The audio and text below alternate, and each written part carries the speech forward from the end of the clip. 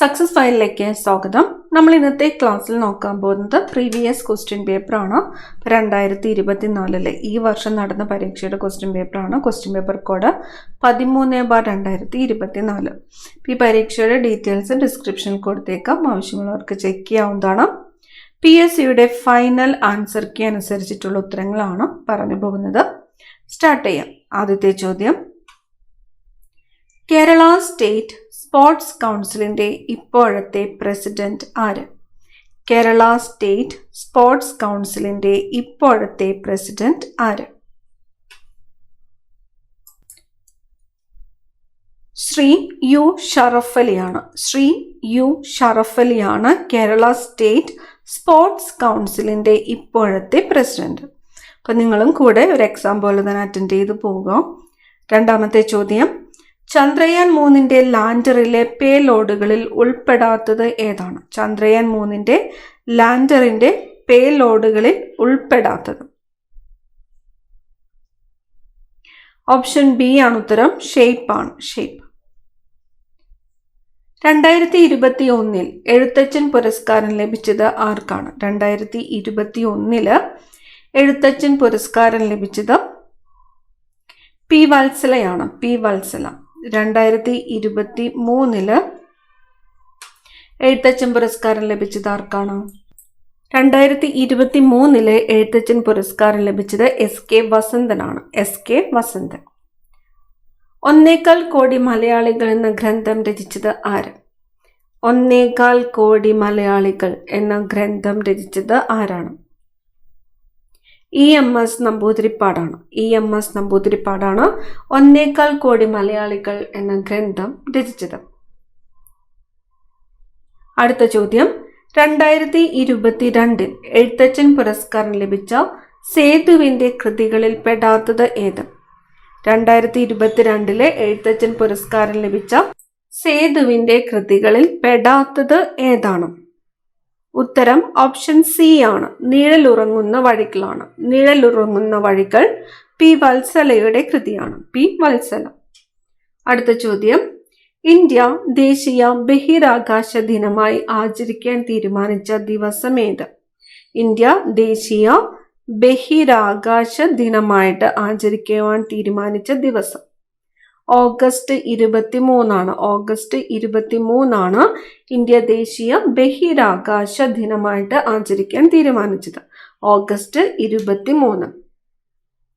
വൈക്കം സത്യാഗ്രഹത്തിന് നേതൃത്വം നൽകിയത് ആര്? വൈക്കം സത്യാഗ്രഹത്തിന് നേതൃത്വം നൽകിയത് TK മാധവനാണ്. TK മാധവനാണ് വൈക്കം സത്യാഗ്രഹത്തിന് നേതൃത്വം നൽകിയത്. TK മാധവൻ. കേരളത്തെ ഭ്രാന്താലയം എന്ന് വിളിച്ച സാമൂഹ്യ പരിഷ്കർത്താവ്. കേരളത്തെ ഭ്രാന്താലയം എന്ന് വിളിച്ചത് ആരാണ്? സ്വാമി വിവേകാനന്ദനാണ്. സ്വാമി വിവേകാനന്ദനാണ് കേരളത്തെ ഭ്രാന്താലയം എന്ന് വിളിച്ചത്.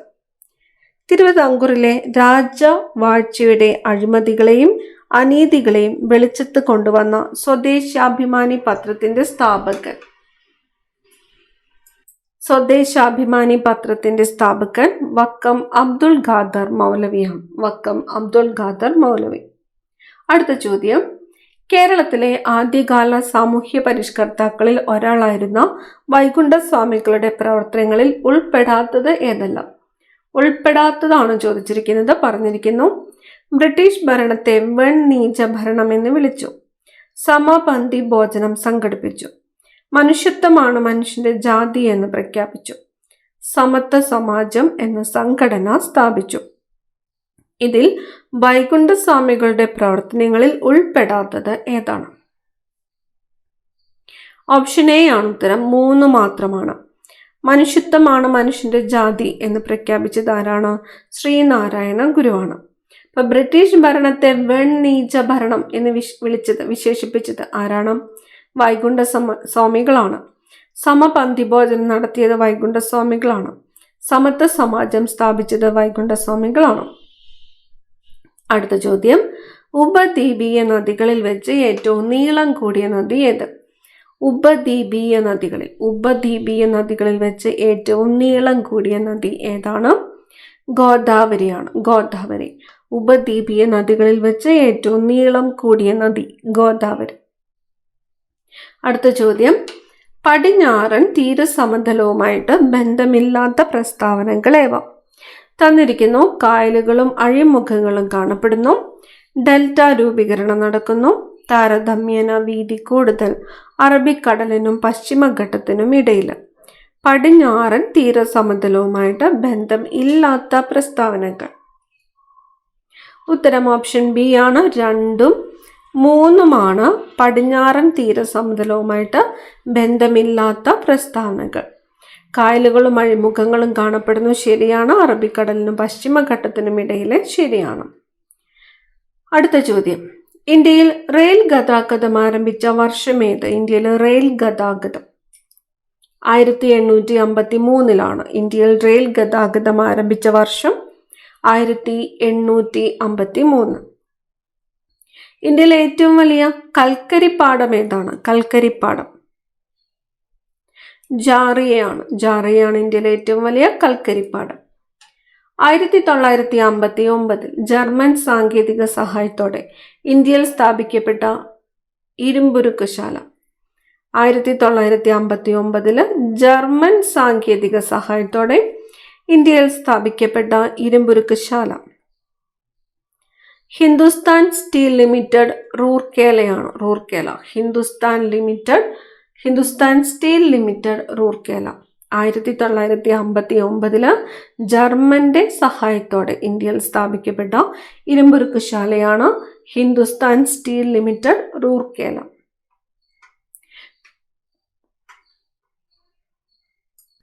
കരിമ്പുൽപാദനത്തിൽ 1-ാം സ്ഥാനത്തുള്ള ഇന്ത്യൻ സംസ്ഥാനം ഏത്? കരിമ്പുൽപാദനത്തിൽ 1-ാം സ്ഥാനത്തുള്ള ഇന്ത്യൻ സംസ്ഥാനം ഉത്തർപ്രദേശാണ്. കരിമ്പുൽപാദനത്തിൽ 1-ാം സ്ഥാനത്തുള്ള ഇന്ത്യൻ സംസ്ഥാനം ഉത്തർപ്രദേശ്. കേരളത്തിൽ കൊല്ലം മുതൽ കോട്ടപ്പുറം വരെയുള്ള പശ്ചിമ തീര കനാൽ ഏത് ദേശീയ ജലപാതയിൽ ഉൾപ്പെടുന്നു? ദേശീയ ജലപാത 3 കേരളത്തിൽ കൊല്ലം മുതൽ കോട്ടപ്പുറം വരെയുള്ള പശ്ചിമ തീര കനാൽ ഏത് ദേശീയ ജലപാതയിൽ ഉൾപ്പെടുന്നു? ദേശീയ ജലപാത 3. ഇന്ത്യയുമായി വടക്ക് പടിഞ്ഞാറ് അതിർത്തി പങ്കിടുന്ന രാജ്യം ഏത്? ഇന്ത്യയുമായിട്ട് അതിർത്തി പങ്കിടുന്ന രാജ്യം ഏത്? അഫ്ഗാനിസ്ഥാനാണ്. Option C Afghanistan. Young India പത്രത്തിന്റെ സ്ഥാപകൻ ആര്? യങ് ഇന്ത്യ പത്രത്തിന്റെ സ്ഥാപകൻ മഹാത്മാഗാന്ധിയാണ്. മഹാത്മാഗാന്ധി. യങ് ഇന്ത്യ പത്രത്തിന്റെ സ്ഥാപകൻ മഹാത്മാഗാന്ധി. പാരമ്പര്യേതര ഊർജ സ്രോതസ്സിന്റെ സവിശേഷത അല്ലാത്തത് ഏത്? തന്നിരിക്കുന്നു. പുനഃസ്ഥാപന ശേഷിയുണ്ട്, ചെലവ് കുറവാണ്, ശുഷ്കമായിക്കൊണ്ടിരിക്കുന്നു, പരിസ്ഥിതി പ്രശ്നങ്ങൾ ഉണ്ടാക്കുന്നില്ല. പാരമ്പര്യേതര ഊർജ സ്രോതസ്സിന്റെ സവിശേഷത അല്ലാത്തത് ഏതാണ്? ശുഷ്കമായിക്കൊണ്ടിരിക്കുന്നു എന്നതാണ്. ശുഷ്കമായിക്കൊണ്ടിരിക്കുന്നു. അടുത്ത ചോദ്യം, ഇന്ത്യൻ ഭരണഘടനയിൽ 6 മുതൽ 14 വയസ്സ് വരെയുള്ള കുട്ടികൾക്ക് സൗജന്യവും നിർബന്ധിതവുമായ വിദ്യാഭ്യാസം മൗലികാവകാശമാണ്. ഭരണഘടനയുടെ ഏത് അനുച്ഛേദമാണ് ഈ വിദ്യാഭ്യാസ അവകാശം ഉൾപ്പെടുത്തിയിട്ടുള്ളത്? ഓപ്ഷൻ സി ആണ് ഉത്തരം. അനുച്ഛേദം 21A ആണ്. അനുച്ഛേദം 21A. ഇന്ത്യൻ ഭരണഘടനയിൽ മൗലിക കർത്തവ്യങ്ങളെ കുറിച്ച് പ്രതിപാദിക്കുന്നത് ഏതു ഭാഗത്താണ്? മൗലിക കർത്തവ്യങ്ങളെ കുറിച്ച് പ്രതിപാദിക്കുന്നത് ഭാഗം 4A ആണ്. ഭാഗം 4A. ദേശീയ ഗാനമായ ജനഗണമന രചിച്ചത് ആരാണ്? ജനഗണമന രചിച്ചത് രവീന്ദ്രനാഥ് ടാഗോർ ആണ്. ദേശീയ ഗാനം ജനഗണമനയാണ്. ജനഗണമന രചിച്ചത് രവീന്ദ്രനാഥ് ടാഗോർ. ദേശീയ ഗീതമായ വന്ദേ മാതരം ആദ്യമായി പാടിയത് ഇന്റർനാഷണൽ കോൺഗ്രസിന്റെ ഏത് സമ്മേളനത്തിലായിരുന്നു? ദേശീയ ഗീതമായ വന്ദേ മാതരം ആദ്യമായിട്ട് പാടിയത് ഇന്റർനാഷണൽ കോൺഗ്രസിന്റെ ഏത് സമ്മേളനത്തിലായിരുന്നു? കൽക്കത്ത കോൺഗ്രസ് സമ്മേളനത്തിലായിരുന്നു. കൽക്കത്ത കോൺഗ്രസ് സമ്മേളനം. ദേശീയ പതാകയുടെ നീളവും വീതിയും തമ്മിലുള്ള അനുപാതം ഏത്? നീളവും വീതിയും തമ്മിലുള്ള അനുപാതം 3:2 ആണ്. 3:2. ദേശീയ മനുഷ്യാവകാശ കമ്മീഷൻ നിലവിൽ വന്നത് ഏത് വർഷത്തിലാണ്? ദേശീയ മനുഷ്യാവകാശ കമ്മീഷൻ നിലവിൽ വന്നത് 1993 ഒക്ടോബർ 12-നാണ്. 1993 ഒക്ടോബർ മാസം 12-ാം തീയതിയാണ് ദേശീയ മനുഷ്യാവകാശ കമ്മീഷൻ നിലവിൽ വന്നത്. 1993 ഒക്ടോബർ 12. ഇന്ത്യയിൽ വിവരാവകാശ നിയമം നിലവിൽ വന്നത് ഏത് വർഷത്തിലാണ്? വിവരാവകാശ നിയമം നിലവിൽ വന്നത് എന്നാണ്? ഒക്ടോബർ 12, 2005-ലാണ്. 2005 ഒക്ടോബർ 12-ാം തീയതിയാണ് ഇന്ത്യയിൽ വിവരാവകാശ നിയമം നിലവിൽ വന്നത്. ഇന്ത്യൻ ഭരണഘടനയിൽ ജീവിക്കുന്നതിനും വ്യക്തി സ്വാതന്ത്ര്യത്തിനുമുള്ള അവകാശത്തെപ്പറ്റി പ്രതിപാദിക്കുന്ന അനുച്ഛേദമേത്? ഇന്ത്യൻ ഭരണഘടനയിൽ ജീവിക്കുന്നതിനും വ്യക്തി സ്വാതന്ത്ര്യത്തിനുമുള്ള അവകാശത്തെപ്പറ്റി പ്രതിപാദിക്കുന്ന അനുച്ഛേദമാണ് അനുച്ഛേദം 21. അനുച്ഛേദം 21. ദേശീയ മുദ്രയുടെ ചുവട്ടിൽ ആലേഖനം ചെയ്തിരിക്കുന്ന സത്യമേവ ജയതേ എന്ന വാക്യം ഏത് ലിപിയിലാണ് എഴുതിയിരിക്കുന്നത്?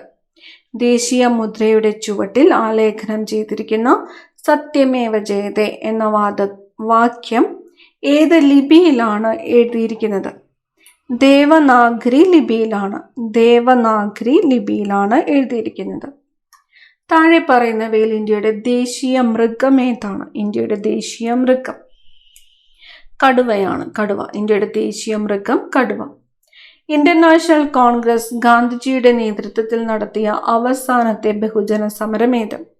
ഇന്ത്യൻ നാഷണൽ കോൺഗ്രസ് ഗാന്ധിജിയുടെ നേതൃത്വത്തിൽ നടത്തിയ അവസാനത്തെ ബഹുജന സമരം ക്വിറ്റ് ഇന്ത്യ സമരമാണ്. ക്വിറ്റ് ഇന്ത്യ സമരം. ഇന്ത്യൻ സ്വാതന്ത്ര്യ സമര ചരിത്രത്തിലെ ഗോത്ര കലാപങ്ങളിലെ കുറിച്യ കലാപത്തിന് നേതൃത്വം നൽകിയ വ്യക്തി? കുറിച്യ കലാപത്തിന് നേതൃത്വം നൽകിയതാരാണ്? രാമനമ്പിയാണ്. കുറിച്യ കലാപത്തിന് നേതൃത്വം നൽകിയത് രാമനമ്പി. ദേശീയ കാഴ്ചപ്പാടോടുകൂടി പത്രങ്ങൾക്ക് തുടക്കം കുറിച്ച വ്യക്തി ആരാണ്? ദേശീയ കാഴ്ചപ്പാടോടുകൂടി പത്രങ്ങൾക്ക് തുടക്കം കുറിച്ച വ്യക്തി രാജാറാം മോഹൻ റോയ് ആണ്. രാജാറാം മോഹൻ റോയ്. ദേശീയ കാഴ്ചപ്പാടോടുകൂടി പത്രങ്ങൾക്ക് തുടക്കം കുറിച്ച വ്യക്തി ആരാണ്? രാജാറാം മോഹൻ റോയ്. 2023 ഇന്ത്യ അധ്യക്ഷ സ്ഥാനം വഹിച്ച G20 2024 അധ്യക്ഷ സ്ഥാനം വഹിക്കാൻ പോകുന്ന രാജ്യം ബ്രസീലാണ്. 2023 ഇന്ത്യയാണ്, 2024 ബ്രസീലാണ് അധ്യക്ഷ സ്ഥാനം വഹിക്കുന്നത്. അന്തർദേശീയ സാഹോദര്യത്തിന് ഊന്നൽ നൽകാൻ ലക്ഷ്യമിട്ട് രവീന്ദ്രനാഥ് ടാഗോർ സ്ഥാപിച്ച സർവകലാശാല?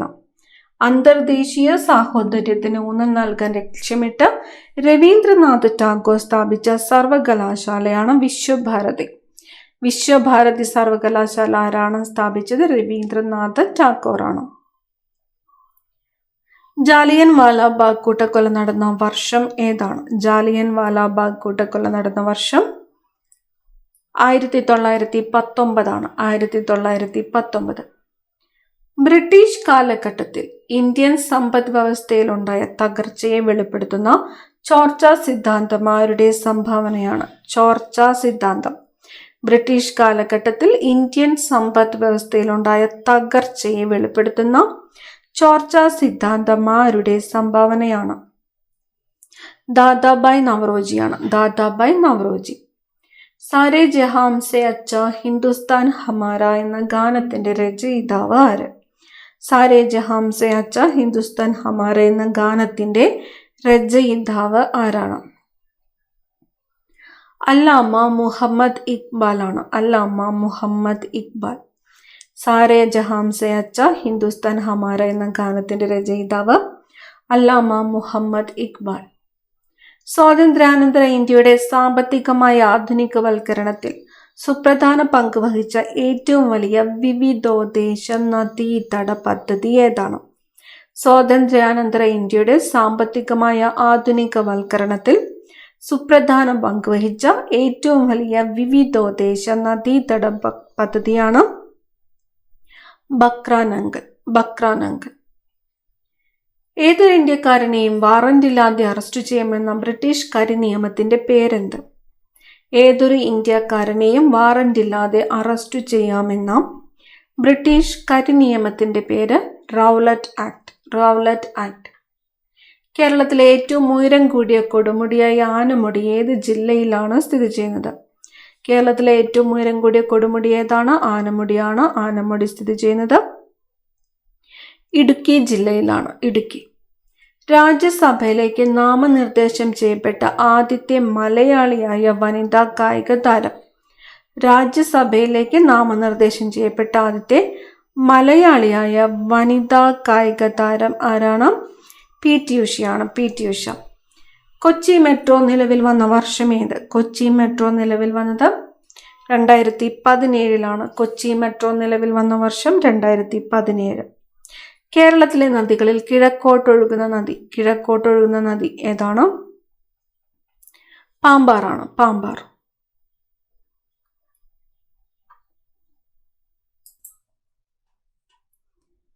പൊന്നാനി തുറമുഖം ഏത് നദിയുടെ അഴിമുഖത്ത് സ്ഥിതി ചെയ്യുന്ന മത്സ്യബന്ധന തുറമുഖമാണ്? പൊന്നാനി തുറമുഖം ഏത് നദിയുടെ അഴിമുഖത്ത് സ്ഥിതി ചെയ്യുന്ന മത്സ്യബന്ധന തുറമുഖമാണ്? ഭാരതപ്പുഴയുടേതാണ്. ഭാരതപ്പുഴയുടെ അഴിമുഖത്ത് സ്ഥിതി ചെയ്യുന്ന മത്സ്യബന്ധന തുറമുഖമാണ് പൊന്നാനി തുറമുഖം.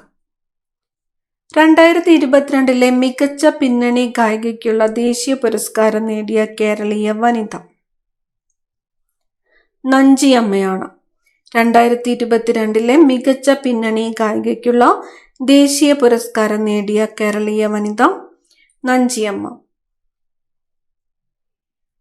കേരളത്തിലെ ആധുനിക വ്യവസായങ്ങളുടെ വളർച്ചയെ ത്വരിതപ്പെടുത്തിയ പള്ളിവാസൽ ജലവൈദ്യുത പദ്ധതി സ്ഥിതി ചെയ്യുന്നത് ഏത് ജില്ലയിലാണ്? കേരളത്തിലെ ആധുനിക വ്യവസായങ്ങളുടെ വളർച്ചയെ ത്വരിതപ്പെടുത്തിയ പള്ളിവാസൽ ജലവൈദ്യുത പദ്ധതി സ്ഥിതി ചെയ്യുന്നത് ഇടുക്കി ജില്ലയിലാണ്. ഇടുക്കി. വംശനാശം സംഭവിച്ചുകൊണ്ടിരിക്കുന്ന വരയാടുകളെ സംരക്ഷിക്കുന്ന കേരളത്തിലെ ദേശീയോദ്യാനം. വരയാടുകളെ സംരക്ഷിക്കുന്ന കേരളത്തിലെ ദേശീയോദ്യാനം ഇരവികുളം ദേശീയോദ്യാനമാണ്. ഇരവികുളം. കേരളത്തിലെ ഏറ്റവും വലിയ കായൽ ഏതാണ്? കേരളത്തിലെ ഏറ്റവും വലിയ കായൽ വേമ്പനാട്ടുകായലാണ്. കേരളത്തിലെ ഏറ്റവും വലിയ കായൽ ഏതാണ്? വേമ്പനാട്ടുകായൽ. കേരളത്തിന്റെ സ്വപ്ന പദ്ധതിയായ വിഴിഞ്ഞം തുറമുഖം ഏത് താലൂക്കിലാണ് സ്ഥിതി ചെയ്യുന്നത്? വിഴിഞ്ഞം തുറമുഖം സ്ഥിതി ചെയ്യുന്ന താലൂക്ക് ഏതാണ്? നെയ്യാറ്റിൻകരയാണ്. നെയ്യാറ്റിൻകര താലൂക്കിലാണ് വിഴിഞ്ഞം തുറമുഖം സ്ഥിതി ചെയ്യുന്നത്. കേരളത്തിന്റെ സ്വപ്ന പദ്ധതിയായ വിഴിഞ്ഞം തുറമുഖം സ്ഥിതി ചെയ്യുന്ന താലൂക്ക് ഏതാണ്? നെയ്യാറ്റിൻകര. സാധുജന പരിപാലന സംഘം രൂപീകരിച്ചത് ആര്? സാധുജന പരിപാലന സംഘം രൂപീകരിച്ചത് അയ്യങ്കാളിയാണ്. സാധുജന പരിപാലന സംഘം രൂപീകരിച്ചത് ആരാണ്? അയ്യങ്കാളി. 1888 ശ്രീനാരായണ ഗുരു ശിവപ്രതിഷ്ഠ നടത്തിയ സ്ഥലം ഏത്? 1888 ശ്രീനാരായണ ഗുരു ശിവപ്രതിഷ്ഠ നടത്തിയ സ്ഥലം ഏതാണ്? അരുവിപ്പുറമാണ്. അരുവിപ്പുറം. അരുവിപ്പുറത്ത് ശ്രീനാരായണ ഗുരു ശിവപ്രതിഷ്ഠ നടത്തിയത് ഏത് വർഷമാണ്? 1888. കേരളത്തിൽ ബ്രിട്ടീഷുകാർക്കെതിരെ നടന്ന ആദ്യത്തെ സംഘടിത കലാപം ഏതാണ്? സംഘടിത കലാപം ആറ്റിങ്ങൽ കലാപമാണ്. ആറ്റിങ്ങൽ കലാപം. വൈക്കം സത്യാഗ്രഹം നടന്ന വർഷം ഏത്? വൈക്കം സത്യാഗ്രഹം നടന്നത് 1924. വൈക്കം സത്യാഗ്രഹം നടന്ന വർഷം 1924.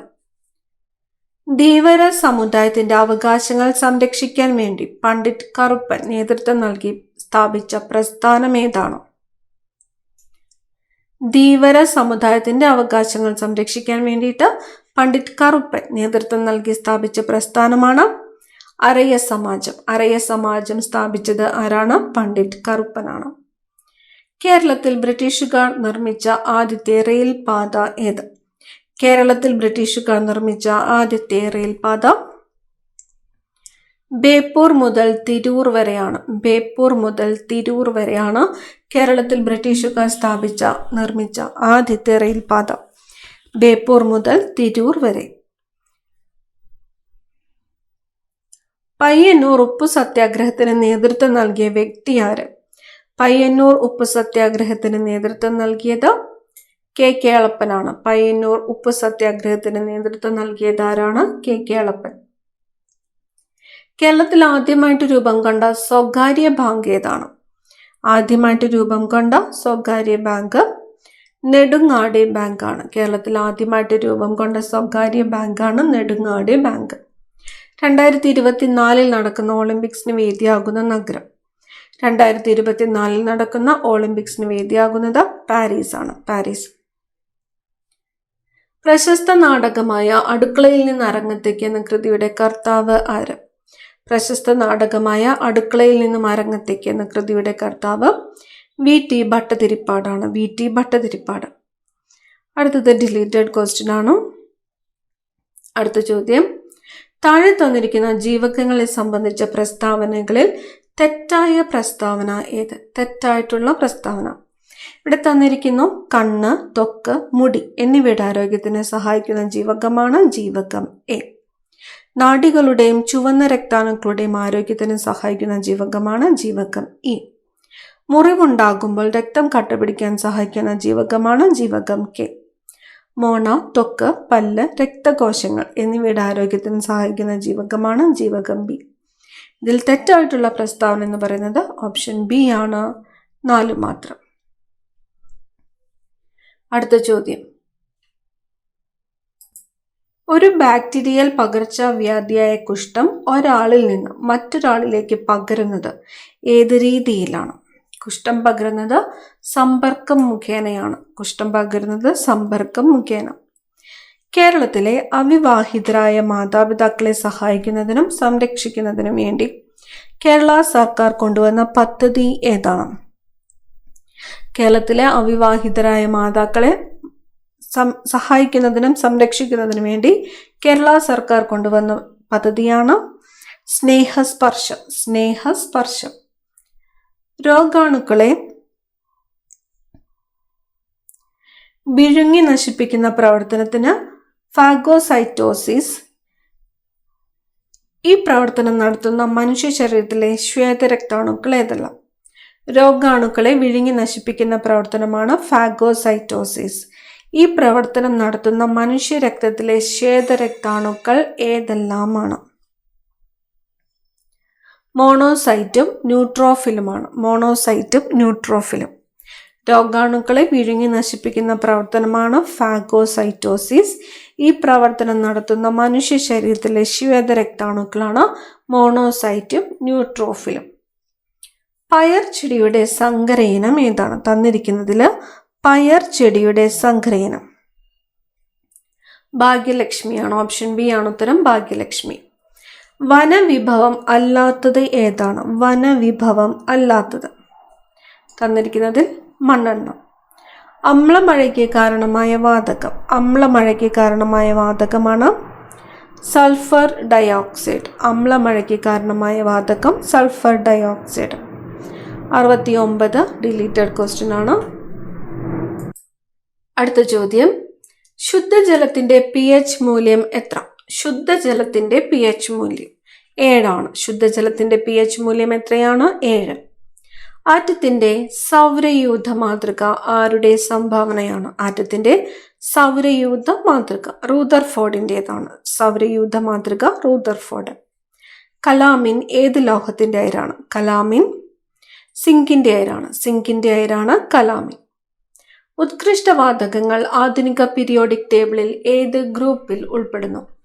ഉത്കൃഷ്ടവാതകങ്ങൾ ആധുനിക പീരിയോഡിക് ടേബിളിൽ ഏത് ഗ്രൂപ്പിൽ ഉൾപ്പെടുന്നു? ഓപ്ഷൻ A ആണ്, 18ാമത്തെ ഗ്രൂപ്പാണ്. 18. താഴെ കൊടുത്തിട്ടുള്ളതിൽ ഓക്സിജന്റെ ഉപയോഗങ്ങളിൽ പെടാത്തത് ഏത്? തന്നിരിക്കുന്നു ജ്വലനത്തിന്, റോക്കറ്റ് ഇന്ധനങ്ങളിൽ ഓക്സീകരിയായി, കൃത്രിമ ശ്വസനത്തിന്, ബ്ലീച്ചിങ് പൗഡർ നിർമ്മാണത്തിന്. ഓക്സിജന്റെ ഉപയോഗങ്ങളിൽ പെടാത്തത് ഓപ്ഷൻ D ആണ്, ബ്ലീച്ചിങ് പൗഡർ നിർമ്മാണത്തിന്. ഭക്ഷ്യവസ്തുക്കൾക്ക് ചുവപ്പ് നിറം നൽകാൻ ഉപയോഗിക്കുന്ന കൃത്രിമ രാസവസ്തു. ചുവപ്പ് നിറം കാർമോയിസിനാണ്. കാർമോയിസിനാണ് ഭക്ഷ്യവസ്തുക്കൾക്ക് ചുവപ്പ് നിറം നൽകാനായിട്ട് ഉപയോഗിക്കുന്ന കൃത്രിമ രാസവസ്തു. കാർമോയിസിൻ. ഒരു വസ്തുവിന്റെ സ്വന്തം അക്ഷത്തെ അടിസ്ഥാനമാക്കിയുള്ള ചലനം. ഒരു വസ്തുവിന്റെ സ്വന്തം അക്ഷത്തെ അടിസ്ഥാനമാക്കിയുള്ള ചലനമാണ് ഭ്രമണം. ബഹിരാകാശ യാത്ര നടത്തിയ ആദ്യത്തെ ഇന്ത്യക്കാരൻ ആരാണ്? രാകേഷ് ശർമ്മ. പ്രകാശം ഒരു മാധ്യമത്തിൽ നിന്ന് സാന്ദ്രതാ വ്യത്യാസമുള്ള മറ്റൊരു മാധ്യമത്തിലേക്ക് കടക്കുമ്പോൾ അതിന്റെ പാതയ്ക്കുണ്ടാകുന്ന വ്യതിയാനമാണ് അപവർത്തനം. പ്രകാശം ഒരു മാധ്യമത്തിൽ നിന്ന് സാന്ദ്രതാ വ്യത്യാസമുള്ള മറ്റൊരു മാധ്യമത്തിലേക്ക് കടക്കുമ്പോൾ അതിന്റെ പാതയ്ക്കുണ്ടാകുന്ന വ്യതിയാനമാണ് അപവർത്തനം. ചുവടെ നൽകിയിരിക്കുന്നവയിൽ താപപ്രേഷണ രീതിയിൽ ഉൾപ്പെടാത്തത് ഏത്? തന്നിരിക്കുന്നു ചാലനം, സംവഹനം, ബാഷ്പീകരണം, വികിരണം. ഇതിൽ താപപ്രേഷണ രീതിയിൽ ഉൾപ്പെടാത്തത് ഏതാണ്? ബാഷ്പീകരണമാണ്. ചാലനം, സംവഹനം, വികിരണം എന്നിവയെല്ലാം താപപ്രേഷണ രീതികളാണ്.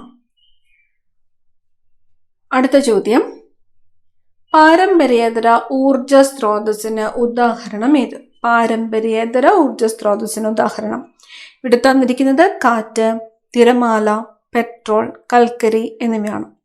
ഉത്തരം വരുന്നത് ഓപ്ഷൻ എ ആണ്. 1ഉം 2ഉമാണ് പാരമ്പര്യേതര ഊർജ സ്രോതസ്സിന് ഉദാഹരണം. ഇനി വരുന്നത് മാത്സ് ക്വസ്റ്റ്യൻസ് ആണ്. ഉത്തരങ്ങൾ മാത്രമാണ് പറയുന്നത്. ചുവടെ കൊടുത്തിരിക്കുന്നവയിൽ ഒറ്റ സംഖ്യ അല്ലാത്തത് ഏതാണ്? ഓപ്ഷൻ ബി ആണ് 10⁵ + 5. 154 സ്ക്വയറിന്റെ വില കണ്ടുപിടിക്കുന്നതിന് 153 സ്ക്വയറിന്റെ വിലയോട് എത്ര കൂട്ടണം? Option B 153 + 154.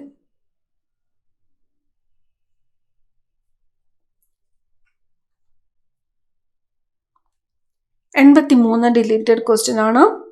84 12.5% പകുതിയുടെ ദശാംശ രൂപം എഴുതുക. ഓപ്ഷൻ എ ആണ് ഉത്തരം. 0.0625. 9/09 × 9/0.9. ഓപ്ഷൻ സി ആണ് ഉത്തരം. 100. 9/0.9 × 9/0.9. Option C 100. തുടർച്ചയായ 5 ഇരട്ട സംഖ്യകളുടെ ശരാശരി 60 എങ്കിൽ അതിലെ ഏറ്റവും ചെറിയ സംഖ്യ 56. ഒരു കുട്ടിയുടെയും പിതാവിന്റെയും വയസ്സുകളുടെ തുക 156ഉം അംശബന്ധം 5:7ഉമാണ് എങ്കിൽ പിതാവിന്റെ വയസ്സ് കുട്ടിയുടെ വയസ്സിനേക്കാൾ എത്ര കൂടുതലാണ്? Option B 26. വീട്ടിൽ നിന്നും രാമു 3 km/h വേഗതയിൽ സഞ്ചരിച്ചാൽ സ്കൂളിലെത്താൻ 25 മിനിറ്റ് വൈകും. 4 km/h വേഗതയിൽ സഞ്ചരിച്ചാൽ 15 മിനിറ്റ് നേരത്തെ സ്കൂളിലെത്തും എങ്കിൽ രാമുവിന്റെ വീട്ടിൽ നിന്നും സ്കൂൾ എത്ര അകലെയാണ്? Option C 8 kilometre. 5821 എത്ര നൂറുകൾ ഉണ്ട്? Option D 58. 2500 രൂപ വിലയുള്ള ഒരു വാച്ച് 10% ഡിസ്കൗണ്ട് അനുവദിച്ച് വിറ്റപ്പോൾ 20% ലാഭം കിട്ടി. എന്നാൽ വാങ്ങിയ വില എത്ര? Option A 1875. 5 മീറ്ററിന്റെ എത്ര ശതമാനമാണ് 75 സെന്റിമീറ്റർ? Option C 15%. 10 ആളുകളുടെ ശരാശരി വയസ്സ് 36. ഒരേ പ്രായമുള്ള 2 പേര് കൂടി ഇവരോട് ചേർന്നപ്പോൾ ശരാശരി വയസ്സ് 38 എന്നാൽ പുതുതായി വന്നവരുടെ വയസ്സ് എത്ര? Option D 48. 93 ഉത്തരം വരുന്നത് ഓപ്ഷൻ ബി ആണ് 7/18. 94 ഉത്തരം ഓപ്ഷൻ എ 70. 95 ഉത്തരം വരുന്നത് ഓപ്ഷൻ ഡി ആണ് 10. 96 ഉത്തരം ഓപ്ഷൻ ബി 1/256. 97 16,200. 98 36. 99 44%.